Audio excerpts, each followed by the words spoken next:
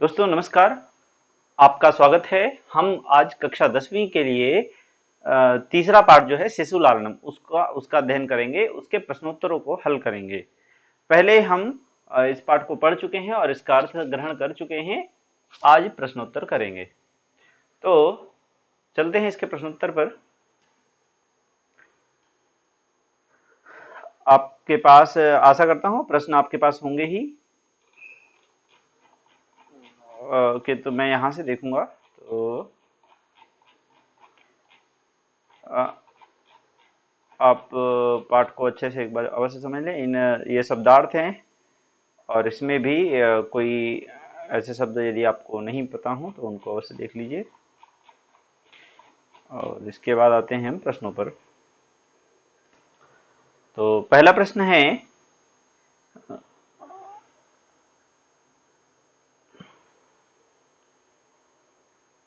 कुश लवौ कम उपसृत्य प्रणमतः। कुश और लव ने किसके पास जाकर के, किसके पास आकर के उन्होंने प्रणाम किया। तो जाहिर सी बात है, जैसा हम पाठ में पढ़ चुके हैं, कुश और लव राम के पास आकर के उनको प्रणाम करते हैं। तो इसका उत्तर हो जाएगा, और एक पद में हमें उत्तर लिखना है, तो लिखेंगे हम। और बच्चों उपसर्ग थे, उप जहां उपसर्ग लगा होता है और वहां पर यदि प्रणाम करने की धातु आती है तो वहां पर द्वितीय विभक्ति लगती है, तो हो जाएगा कुशलवौ रामम। तो कम के स्थान पर हमें रामम लगा देना है। आप यहां से देखते हैं, मैं प्रश्न यहां से देखता रहूंगा। कम उपसृत्य तो रामम उपसृत्य। पहले प्रश्न का उत्तर है रामम। राम के पास आकर के कुश और लोग प्रणाम करते हैं। तपोवनवासिनः कुशस्य मातरम केन नामना आह्वयन्ति। तो तपवास जो वनवासी थे वो किस नाम से उनको बुलाते थे। तो वनवासी उनको वन देवी के नाम से बुलाते थे, और उनके जो गुरु थे वो बुलाते थे, वधु नाम से बुलाते थे। एक बार हम जरा पाठ को देख लेते हैं कि पाठ में क्या आया हुआ है।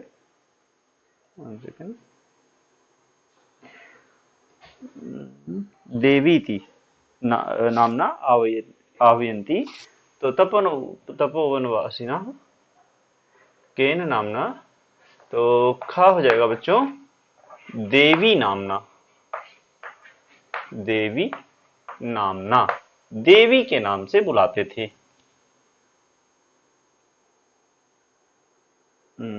एक सेकेंड, फोकस स्टेबलाइज करता हूं।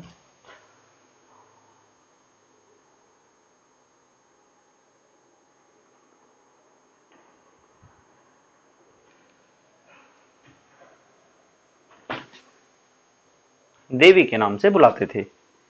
फिर अगला प्रश्न है बच्चों, वयो अनुरोधात कह लालनीय एव भवति। तो वय कम उम्र होने के कारण कौन लालनीय अथवा प्रेम करने योग्य होता ही है। तो जाहिर सी बात है, ये बालक के लिए कहा जाता है कि अगर कोई शिशु छोटा है तो वो लालन करने योग्य होता ही है। एक सेकंड हम देख लें।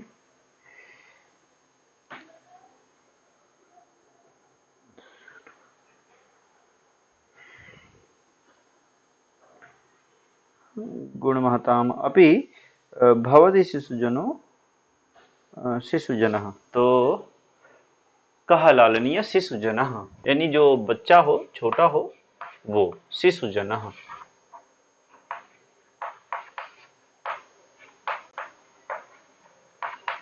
शिशुजनः लालनीय एव। फिर वयो, वय मतलब आयु, और अनुरोधात मतलब उस कारण से, कम उम्र के कारण से कौन प्यार करने योग्य होता ही है। तो वो कौन होता है बच्चों, वो होता है शिशु। शिशुजनः वयो अनुरोधात लालनीय एव, लालन करने योग्य होता ही है। फिर अगला है केन संबंधेन वाल्मीकि ही लव कुशयोः गुरुः। किस संबंध से वाल्मीकि लव और कुश के गुरु थे? तो बच्चों पाठ में आता है इसका वर्णन कि दीक्षा के संबंध से वो दीक्षा संबंधेन संबंधेन दीक्षा उन्होंने दी थी और इस संबंध से वो इनके गुरु थे।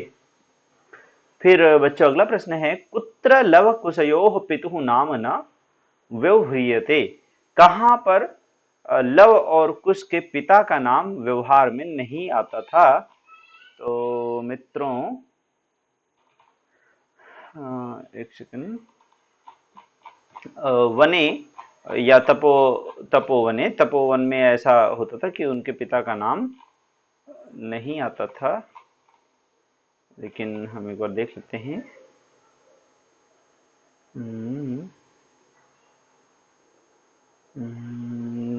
तपस्या मत करते हैं सोबत में उनका नाम अभिनय कोशिश करते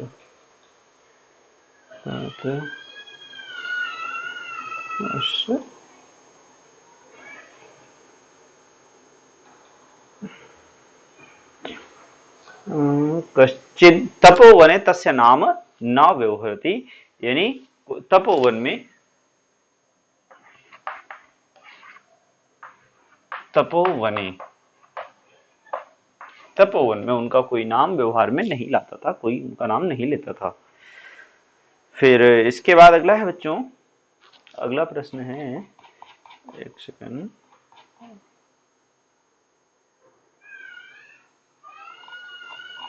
अगला प्रश्न है एक पद वाले उत्तर प्रश्न समाप्त होते हैं। तो बच्चों अब यहाँ से दूसरा दो यानी पूर्ण वाक्य वाले प्रश्न आ जाते हैं। मैं इसको मिटा देता हूं, आपने लिख लिया होगा।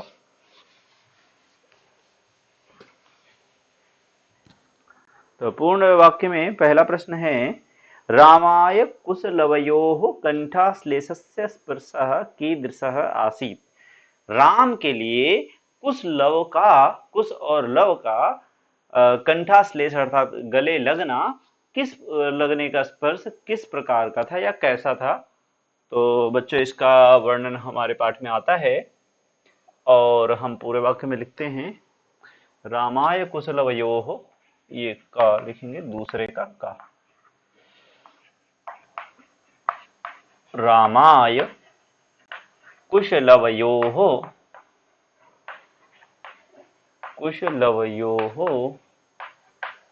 राम के लिए कुश और लव का कंठाश्लेषस्य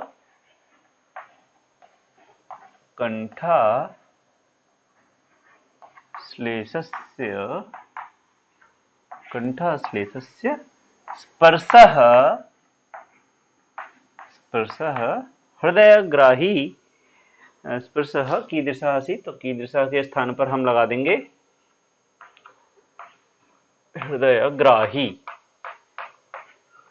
हृदयग्राही आसीत।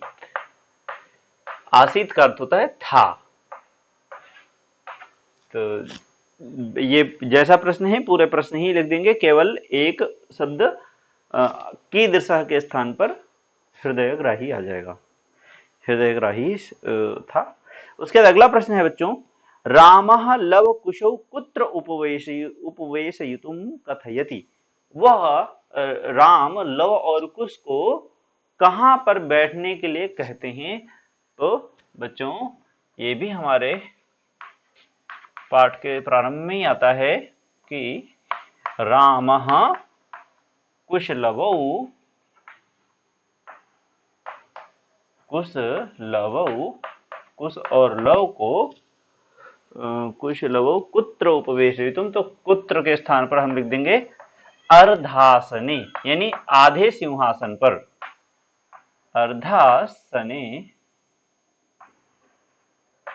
अर्धासने उपवेशयितुं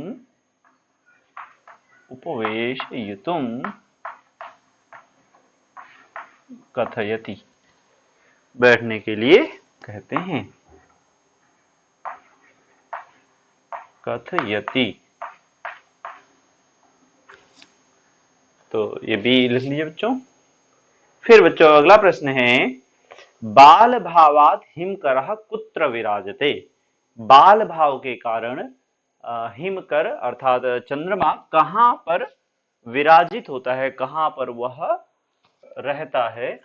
तो वो पाठ में आता है, चंद्रशेखरस्य, चंद्रशेखर के सिर पर, जटाओं पर, ठीक है, शिव शंकर जी के सिर पर, पशुपति के मस्तक पर, ऐसा उसमें आता है बच्चों। तो हम लिखेंगे क्या है प्रश्न, बाल भावात हिमकरः, बाल भावात, बाल भाव के कारण, बाल स्वभाव के कारण, बाल भावात हिमकरः, हिमकरः ठीक है, पशुपति मस्तकम विराजते, या पशुपति मस्तके विराजते। हम शिवस्य मस्तके भी कर सकते हैं, ठीक है, पशुपति मस्तके, पशुपते मस्तके, पशुपति मस्तके, एक ही शब्द में लिखना बच्चों, पशुपति मस्तके, पशुपति मस्तके विराजते, विराजते, ठीक है, बहुत अच्छा। अब हम अगला प्रश्न है, कुशलवयोः वंशस्य कर्ता कः। कुश और लव के वंश का कर्ता अर्थात शुरू करने वाला कौन था। तो बच्चों इसका भी पाठ में वर्णन आता है। राम प्रश्न करते हैं तब लव कुश उत्तर देते हैं। घ उत्तर है कुशलवयोः वंशस्य, कुशलवयोः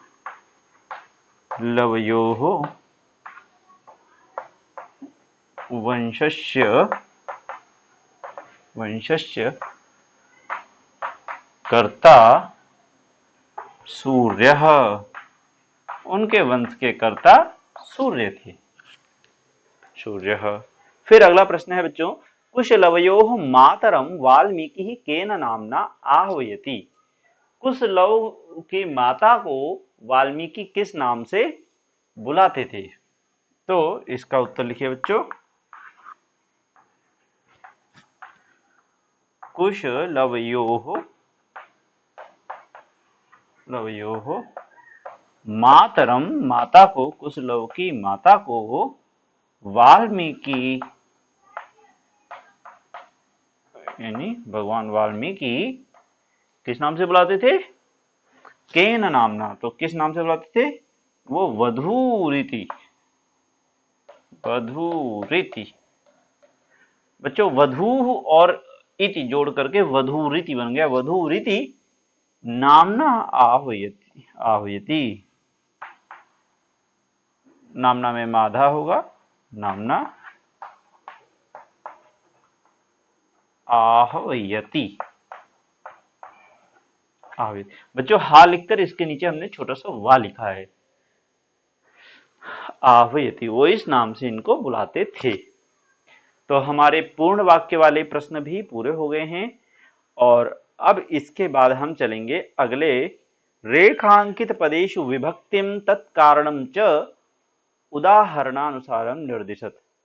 तो बच्चों अब ब्लैक बोर्ड का काम पूरा हो गया है, एक बार अवश्य अगर आपको कुछ इसमें छूट गया हो तो देख लीजिए। ये आह्वयति लिखा है, क्लियर ना दिख रहा तो मैं बता दूं। और कुशलवयोः, ये सप्तमी विभक्ति, सॉरी षष्ठी विभक्ति द्विवचन के शब्द हैं। पशुपति मस्तके विराजते रामः कुशलो अर्धासने उपवेशयितुं कथयति। ठीक है, सही लिखा हुआ सब आपने लिख लिया होगा। अब हम चलते हैं पीडीएफ पर, यहाँ पर इन शेष प्रश्नों के उत्तर लिखेंगे। तो बच्चों अगला प्रश्न है,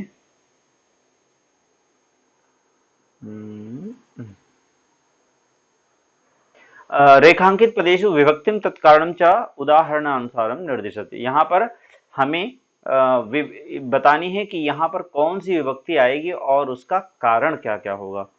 तो मैं इस पीडीएफ में ही टाइप कर देता हूँ, आप अवश्य समझेंगे। फिर है इसका क्या है, रामः लवकुशौ अर्धासनम उपवेशयति। राम, और पहला है राजन अलम अति दाक्षिण्यन, हे राजा, हे राजन, अब बहुत ज्यादा दया मत दिखाइए, बहुत ज्यादा दया रहने दीजिए, मत करिए। तो ऐसा यहाँ पर अलम शब्द किस लिए आया है, क्योंकि अगर हमें कुछ रोकना होता है, सॉरी यहाँ पर हमें बताना है विभक्ति कौन सी आई है, और वो व्यक्ति किस सॉरी रेखांकित प्रदेश विभक्तिम तत्कारणम था, इसमें रेखांकित पद में कौन सी विभक्ति है और क्यों आई है, ये दो चीज हमें बतानी है। तो यहाँ पर रेखांकित पद में तृतीय विभक्ति आई हुई है, ठीक है। और जैसा आपने कुछ शब्द रूप अवश्य याद किए होंगे, तो जो अकारांत पुल्लिंग के शब्द हैं, ये वैसे तो अति दाक्षिण्यम ये नपुंसक लिंग का शब्द होगा दाक्षिण्यम, तो नपुंसक लिंग के भी तृतीय एक वचन में इसी प्रकार से एन शब्द आता है। तो अति दाक्षिण्येन में तृतीय विभक्ति हो गई। इसको लिख देता हूं मैं तृतीय, सेकेंड।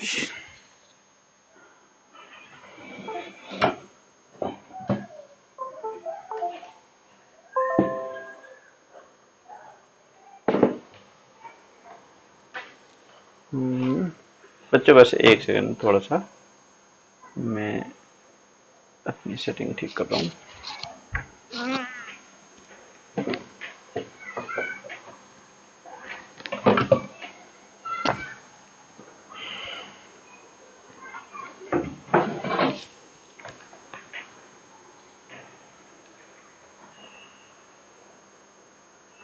हाँ, तो यहाँ पर तृतीय विभक्ति आई हुई है।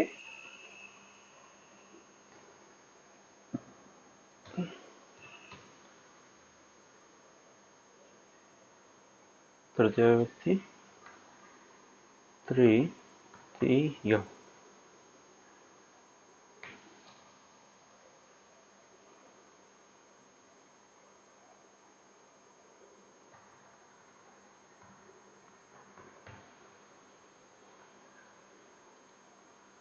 तृतीय विभक्ति आई हुई है। और ये किस उसमें आई हुई है बच्चों, सॉरी ये पहले वाले, मिस्टेक हुई। अब ये हम पहले वाले का बता रहे हैं, पहले वाले में तृतीय विभक्ति आई हुई है और ये लिखा हुआ है, और ये क्यों आई है, क्योंकि अलम योग में, और जहां पर अलम आता है अलम के साथ तृतीय विभक्ति आती है, इसलिए यहाँ पर तृतीय विभक्ति आई है। फिर बच्चों पहला प्रश्न जो हमारा का, रामः कुशलो अर्धासनम उपवेशयति, तो यहाँ पर ये यहाँ पर जो रेखांकित पद है अर्धासनम, यहाँ पर द्वितीय विभक्ति आई हुई है, तो इसको द्वितीय बना देते हैं। मैं ऊपर वाला लिखने लग गया था, द्वि, ठीक है, द्वितीय विभक्ति आई हुई है। और द्वितीय विभक्ति का कारण क्या है, यहाँ पर उपविष्ट या बैठने के, इसमें जो उपविष्ट होता है, उपविष्ट के योग में द्वितीय विभक्ति होती है। एक ये नियम है बच्चों संस्कृत उसका, ठीक है, तो वही नियम हमें यहाँ पर फॉलो करना पड़ेगा। तो आप लिख लीजिए उपविष्ट योगे, ठीक है, ये मैं लिख देता हूँ एक बार, कोई दिक्कत नहीं है।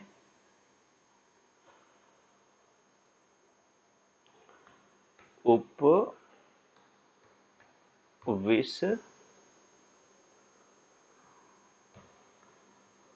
योगे, उपविष्ट के साथ हमेशा ये द्वितीय विभक्ति आती है। फिर अगला है धिंग माम एवं भूतम, धिक्कार हो मुझे कि ऐसा हो गया, तो धिंग माम में, यहाँ पर माम में देखेंगे तो यहाँ भी द्वितीय विभक्ति आई हुई है, इसको भी लिख दीजिए, यहाँ पे द्वितीय विभक्ति आई हुई है। और यहाँ पर द्वितीय विभक्ति का कारण क्या है, तो धिक शब्द के योग में हमेशा द्वितीय विभक्ति आती है। यहाँ पर ये उपपद विभक्ति है, तो हम इसको लिख दीजिए, धिंग शब्द के योग में हमेशा धिंग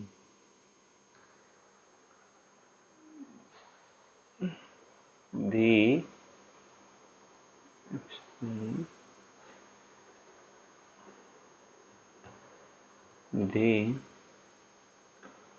अं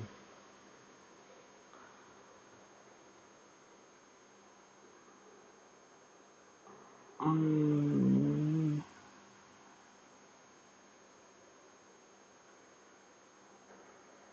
ये लीजिए धिंग। धिंग शब्द के योग में धिंग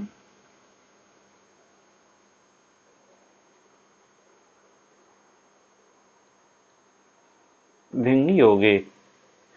तो धिंग के योग में हमेशा द्वितीय विभक्ति आती है। फिर बच्चों अगला प्रश्न है, अंक व्यवहितम अध्यासताम, अंक अव्यवहितम अध्यासताम सिंहासनम। वो उनको कहते हैं कि अब यहाँ पर मेरे गोद में बैठ जाइए। मैंने अंक से अव्यवहित कर दिया है, यानी गोद गोद कर रहा हूं अब मैं, तो अब आप इस आसन पर बैठ सकते हैं। तो अध्यास्ताम सिंहासनम, अब सिंहासन पर बैठ जाइए। तो यहाँ पर सिंहासनम शब्द में द्वितीय विभक्ति आई हुई है। हम फिर से यही यहाँ पर लिख देंगे कि यहाँ पर कौन सी विभक्ति आई है। तो यहाँ पर आई है द्वितीय विभक्ति, कंट्रोल वी, द्वितीय लिख दीजिए। और यहाँ पर किस लिए आई है, क्यों? क्योंकि अधिआस, ये दो शब्द जो हैं अधिआस मतलब अधिआस शब्द में योगे, ठीक है। तो अधिआस योगे ऐसा लिख देते हैं यहाँ पर।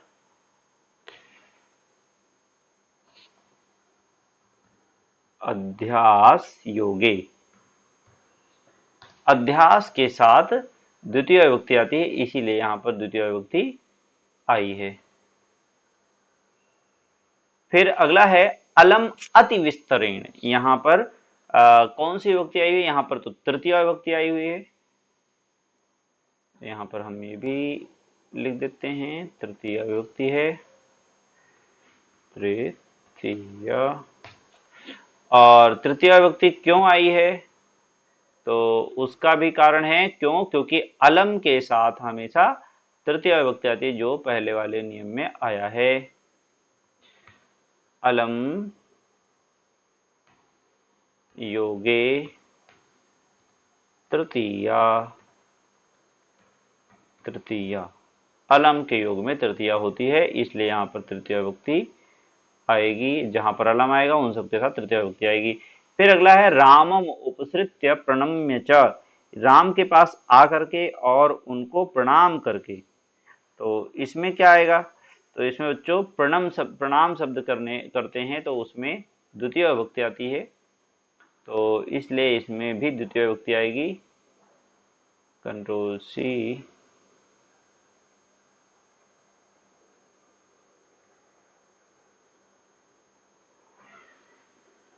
द्वितीय विभक्ति आ जाएगी। और किस लिए आती है ये? तो ये प्रणाम के योग में आने के वजह से हुई है।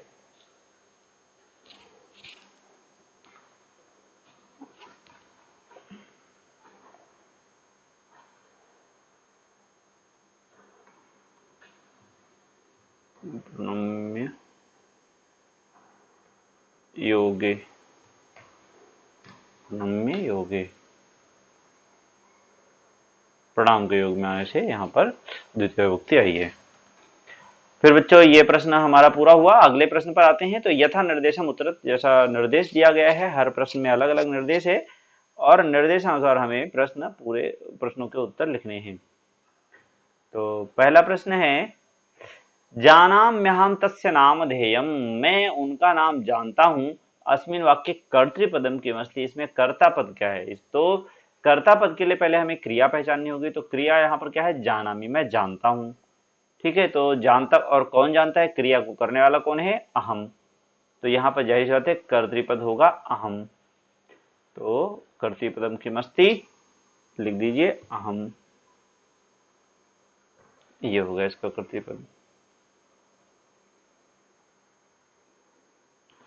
फिर अगला प्रश्न है, किम कुपिता कुपिता एवं बढ़ती उत्प्रकृतिस्था। विदूषक उनसे पूछते हैं कि वो जब क्रोधित होती हैं तब वो आपके पिता को निष्ठुर कहती हैं या स्वभाववश हमेशा ही कहती हैं। अस्मात् वाक्यात हर्षिता, इस वाक्य से हर्षिता इति पदस्य विपरीतार्थकम पदम चित्वा लिखत। यहाँ पर हर्षिता का विपरीतार्थक शब्द हमें चुन करके लिखना है। तो हर्षिता का कुपिता होगा, हर्षित मतलब प्रसन्न होता है, तो यहाँ पर हमें कुपित का कुपित हो जाएगा, कुपिता।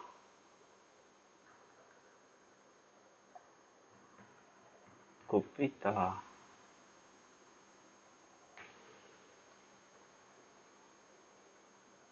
फिर इसके बाद तीसरा प्रश्न है, विदूषकः उपसृत्य, विदूषक आकर के पास में आज्ञापयतु भगवान, यानी भगवान आज्ञा दीजिए, अत्र भवान इति पदम कस्मै प्रयुक्तम, यहाँ पर भवान शब्द किसके द्वारा किसके लिए प्रयुक्त किया गया है? तो जाहिर सी बात है वो उन्होंने राम जी से ही कहा होगा, तो ये पद राम के लिए प्रयोग किया गया होगा, राम के लिए प्रयोग किया गया है। तो इसका लिख देते हैं रामाय,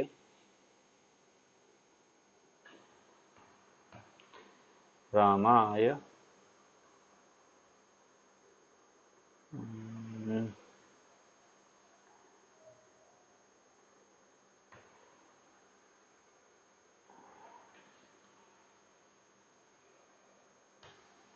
रामाय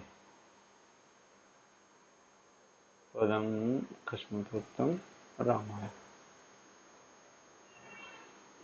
इसमें बच्चों ये थोड़ा सा उसके ऊपर आएगा ही, क्योंकि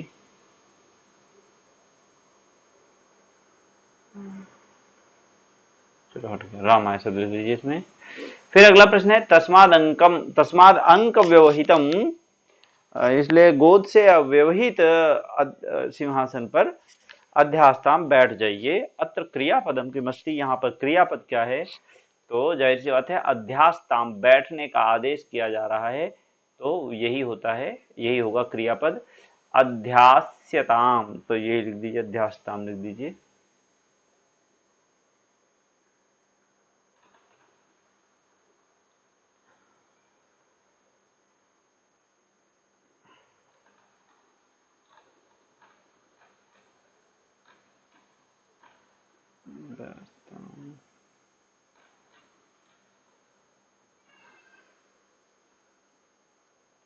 बच्चों आशा करता हूँ आप इसको खुद से लिख ही लेंगे, चलो लिख ही देता हूँ मैं भी, अध्यास्यता।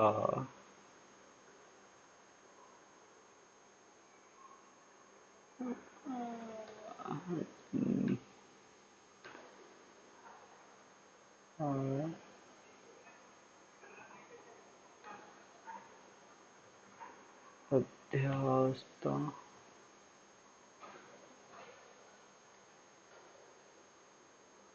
अध्यास्य,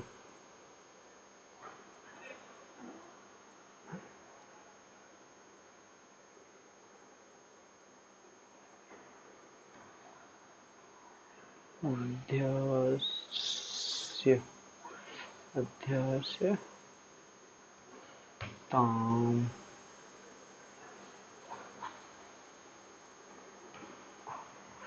तो ये लिख दिया अध्यास्ताम, यहाँ पर क्रियापद है।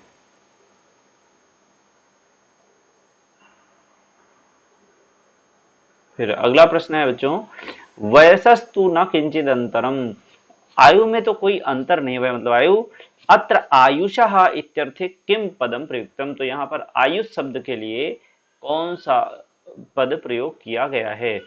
तो जाहिर सी बात है आयुषः के लिए वयसः प्रयोग किया गया है, तो यहाँ पर लिख दीजिए वयसः, वयस और विसर्ग, वयसः।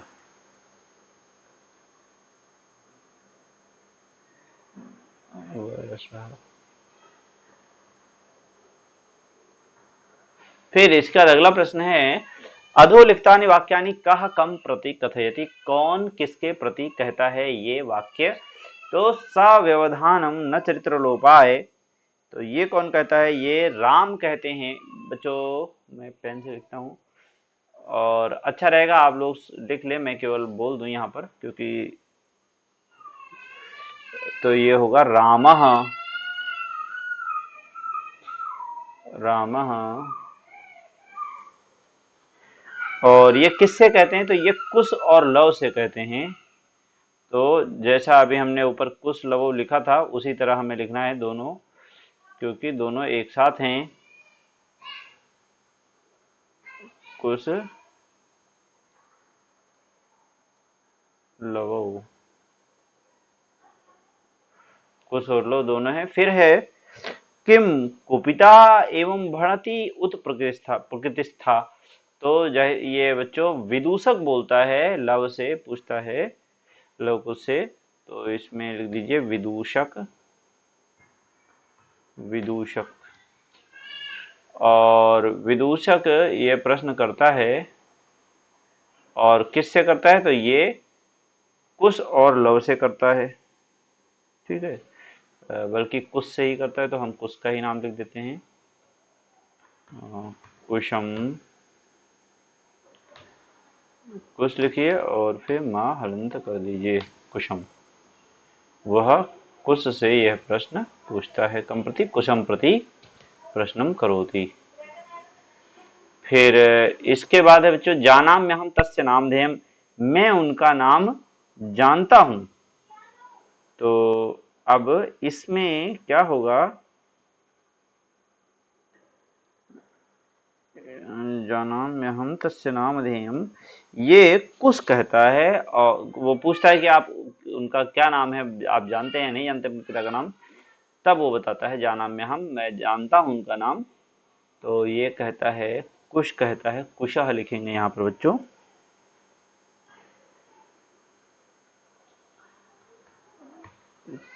कुशः,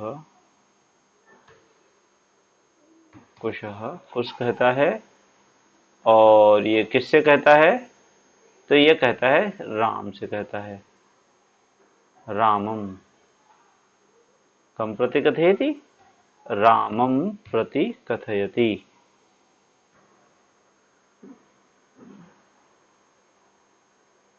रामम।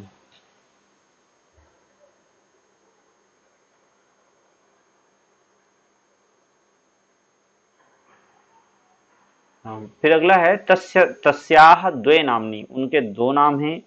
तो ये कौन है? ये कौन कहता है? तो ये लव बताता है विदूषक को बच्चों। तो यहाँ पर हम लिखेंगे लवः, लवः। और ये बताता है वो विदूषक से बताता है,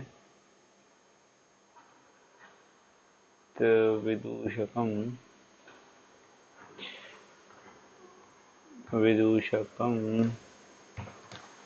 विदूषक से कहता है वो।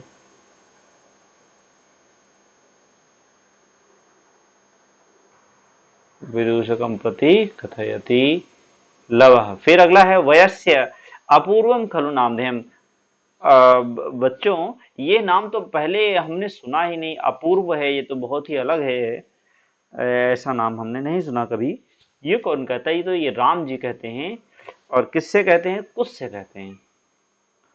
तो इस यहाँ पर होगा बच्चों रामः, रामः। और ये कहते किससे हैं? तो ये कहते हैं कुशम, कुशम, कुश से कहते हैं।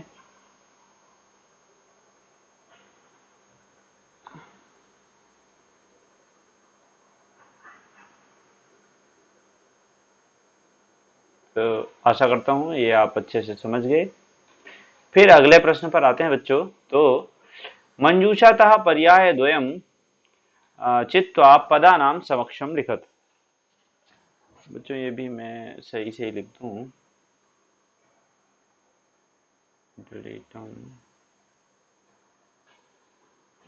संविधान चित्रलोकाय, ये राम कहते हैं, राम हूं, नहीं टाइप होगा ऐसे।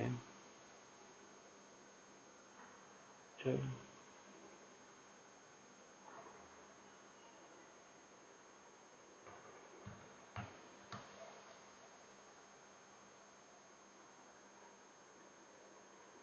नहीं होगा ऐसे।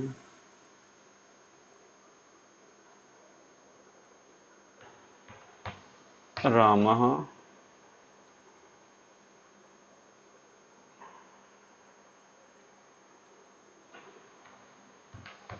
राम। और ये कहते हैं कुशलव से, तो कुशलव, कुश लवो,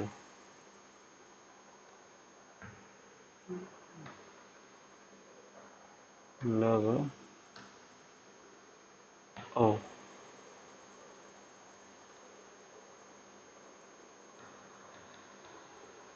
कुछ लवो।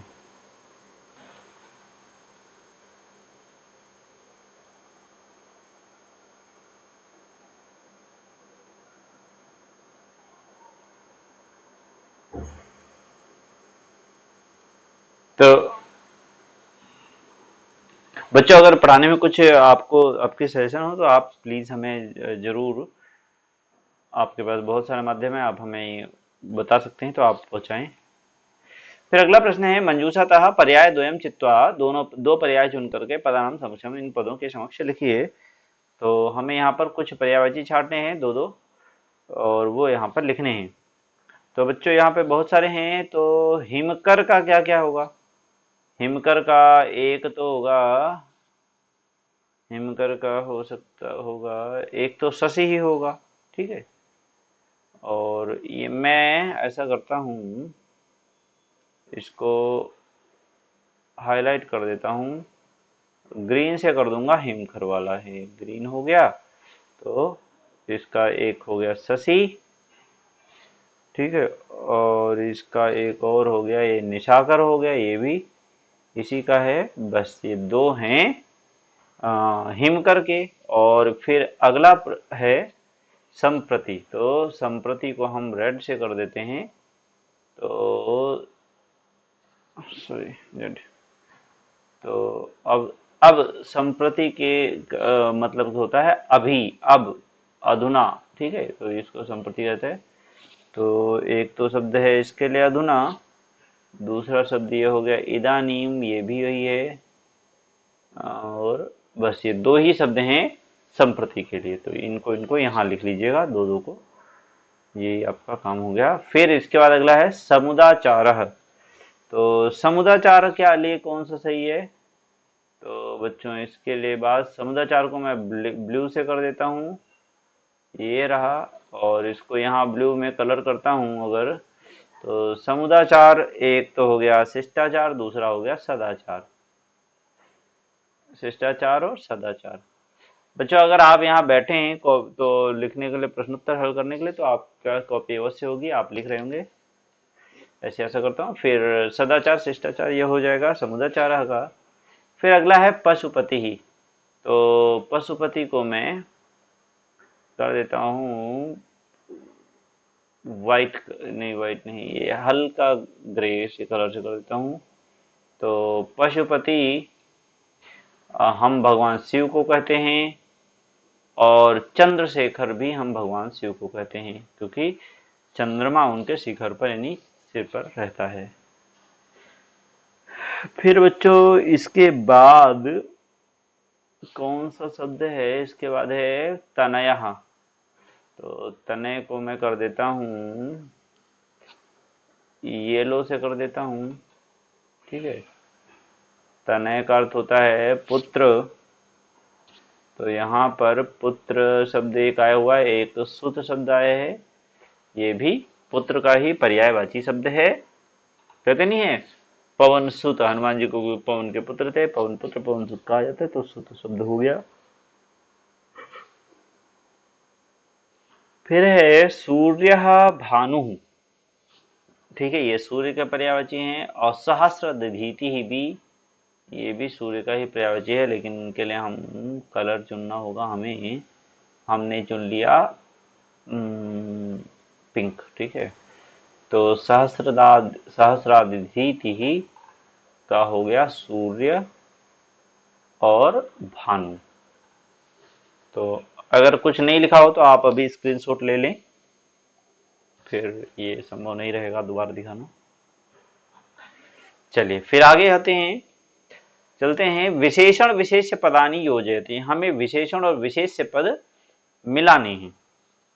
तो विशेषण और विशेष्य पद मिलाने के लिए मैं यहां पर मिलाता हूं, आप अपनी कॉपी में मिला लीजिएगा। तो यहाँ पर श्लाघ्या, श्लाघ्या मतलब होता है प्रशंसनीय। तो प्रशंसनीय, कौन प्रशंसनीय है? कथा प्रशंसनीय है, ऐसी बात आती है पाठ में हमारे, तो कथा प्रशंसनीय है, यहाँ पर हमने मिला दिया। फिर अगला प्रश्न है, अगला शब्द है उदात्त रम्य, यानी जो जिसका व्यवहार रमणीय हो, यानी अच्छा लगने वाला हो, और उदात्त यानी उदार हो, तो वो हो गया उदा। अब उसको हम किसको कह सकते हैं?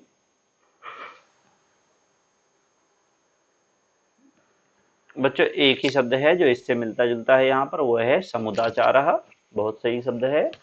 फिर है अति दीर्घ, यानी बहुत लंबा हो, तो वो वो क्या होगा बच्चों? तो कुटुंब का वृत्तांत, यानी अपने परिवार की पूरी हिस्ट्री बताना, वही सबसे दीर्घ, वो दीर्घ काम होता है, तो इसलिए वो हो गया। अ, पर नहीं, यहाँ पर होने का दीर्घ प्रवास, बहुत लंबे समय के प्रवास से वो भगवान वापस आते हैं, तो इसलिए यहाँ पर दीर्घ शब्द आया हुआ। अति दीर्घ, अति दीर्घ। एक बार मैं कुछ और मिला लूं पहले। समरूपः कुश लवो, कुश और लव समान रूप वाले हैं, कुश लवयोः। फिर है हृदय ग्राही स्पर्शा, यानी जो उनका स्पर्श था वो बहुत ही हृदय को छू जाने वाला था, हृदय ग्राही हो गया। फिर है बच्चों कुमारयोः कुशलवयोः, एक सेकंड फिर से दिक्कत हुई। समरूपः, सम नहीं नहीं ये हो गया, समरूप का ये नहीं होगा बच्चों। समरूप मतलब एक जैसा, एक समान।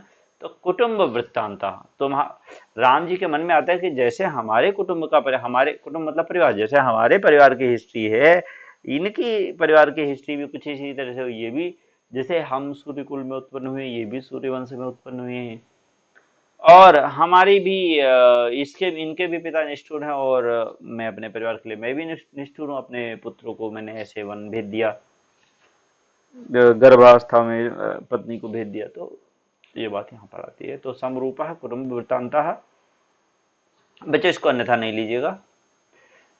फिर अति दीर्घ, फिर अर्थ अति दीर्घ प्रवास हो सकता है, अति दीर्घ प्रवास होगा। फिर है हृदयग्राही स्पर्शः कुमार यो, लव कुश दोनों, लव और कुश ये कुमार हैं, तो लव कुश यो हो कुमार यो हो, जो मिल गया बच्चों। तो ये पाठ हो, ये शब्द, ये प्रश्न भी पूरा हुआ। फिर इसके बाद अगला प्रश्न है अधोलिखितेषु पदेषु संधिम कुरुत, नीचे लिखे हुए पदों में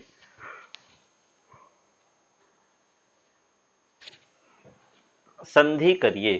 ठीक है, तो इसको ब्लैक बोर्ड पर लिख दूं मैं, लगता है ज़्यादा आसान है, या यहीं पर, हाँ ब्लैक बोर्ड पर लिख दूं वो ज़्यादा सही है। इसको भी और इसके नीचे वाला भी, तो आप ब्लैक बोर्ड पर देखिए। पहले मैं मिटा दूं।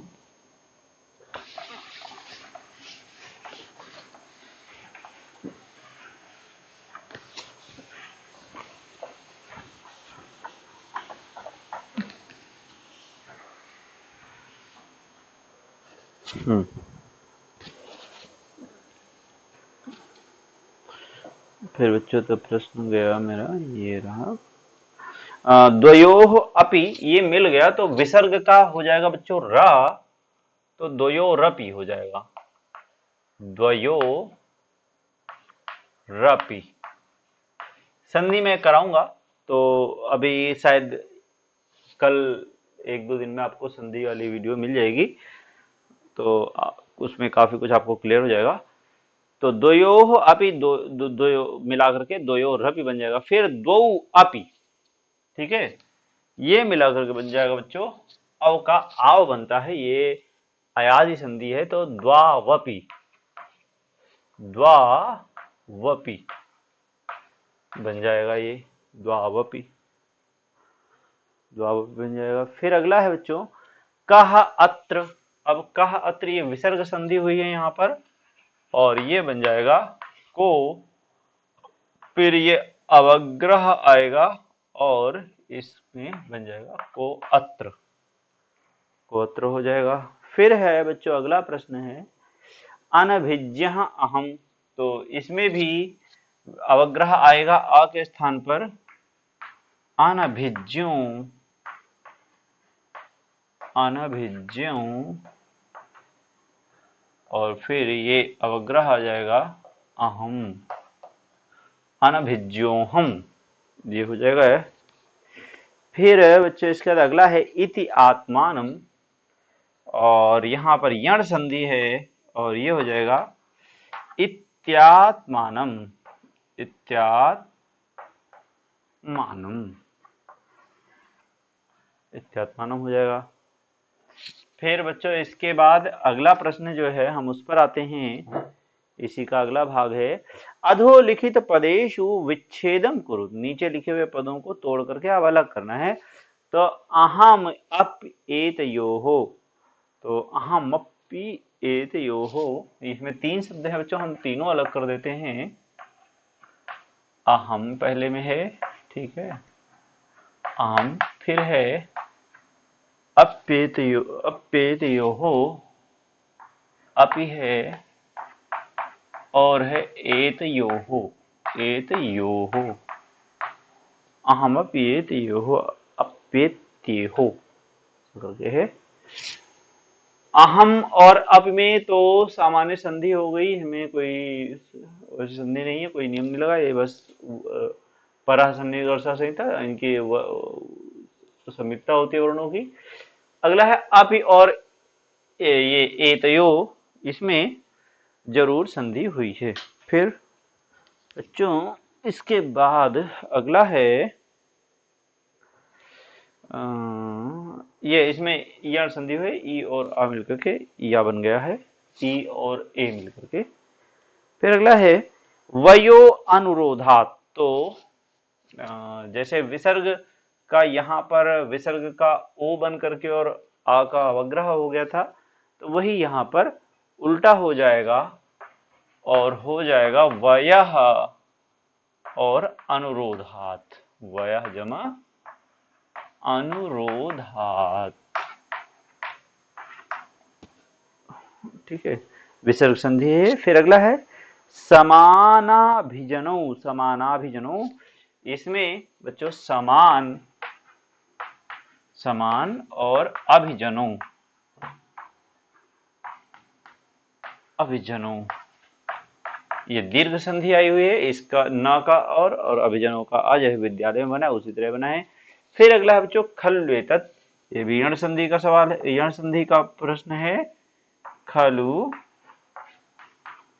एतत्, खलु एतत्। तो बच्चों अब ये प्रश्न उत्तर होता है समाप्त इस पाठ का, और हम फिर अगले पाठ के प्रश्नोत्तर पर आएंगे। तो अभी ये होता है यहीं पर समाप्त, कुछ शेष नहीं होगा आशा करता हूँ, ठीक है, समाप्त करते हैं। धन्यवाद, नमस्कार।